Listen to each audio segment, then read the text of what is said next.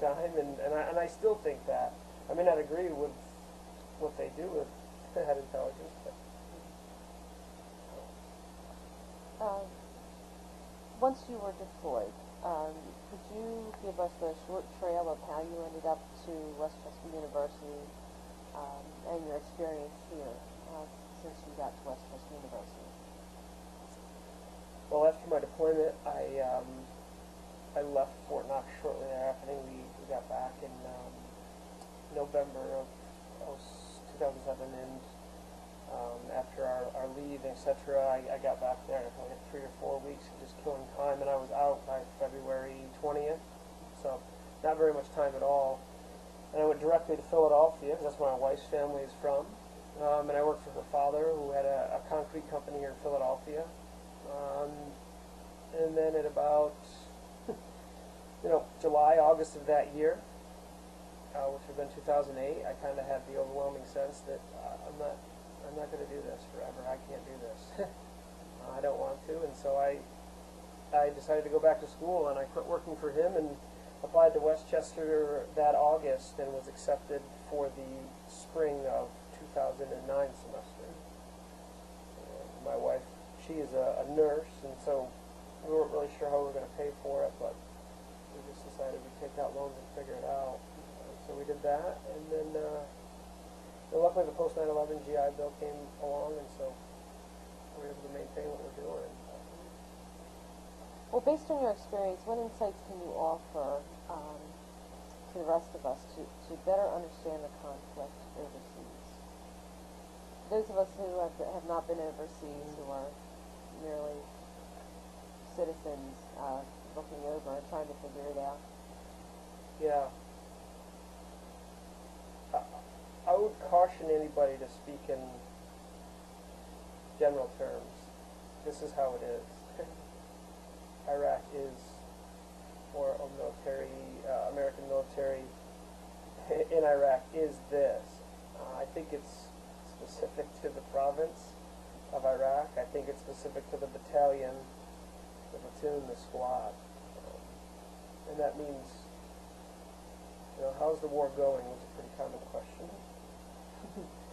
Do you think it's getting better? Do you think it's getting worse, while you're there on a phone call? And I could tell you what it looked like right in front of me. And that's about it. And so I think that's the best thing to explain to people, is that it's different everywhere within the country, and it's different for every job and every battalion. So I would shy away from making general statements about American soldiers, the war in Iraq, the global war on terrorism, because in my opinion, it's not one thing. And how do you think the war has been represented at home, such as through the media, news, film? Well, film, it seems like it's film. It seems like there isn't a veteran that can get a job or doesn't feel like holding up a Burger King with a handgun. So that's a little frustrating, and I'm sure it dramatizes people having problems with transition back to civilian life. But I also think it kind of becomes self-fulfilling for me. That's kind of frustrating. There isn't a movie I can think of, a veteran success story.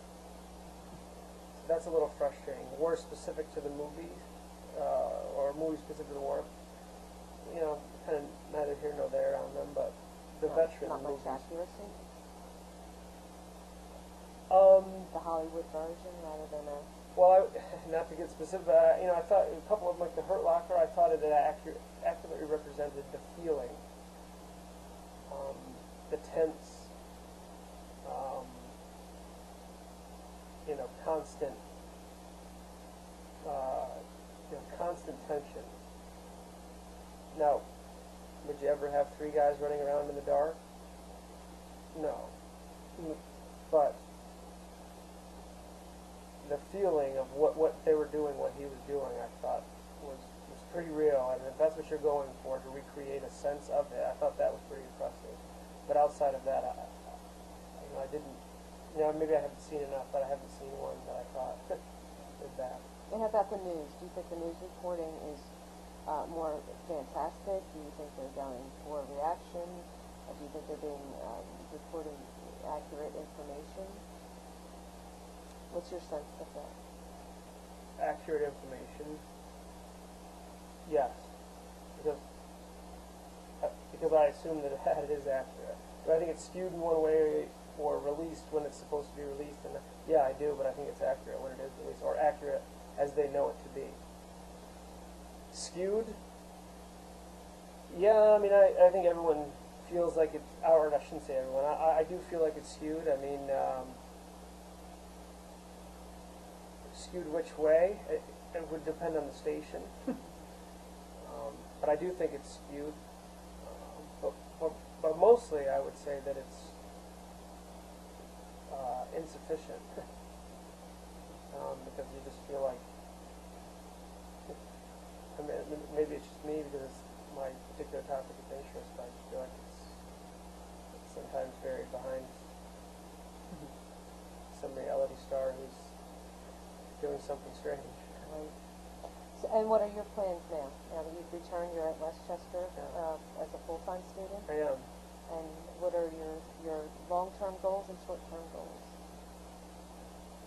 Short-term goals.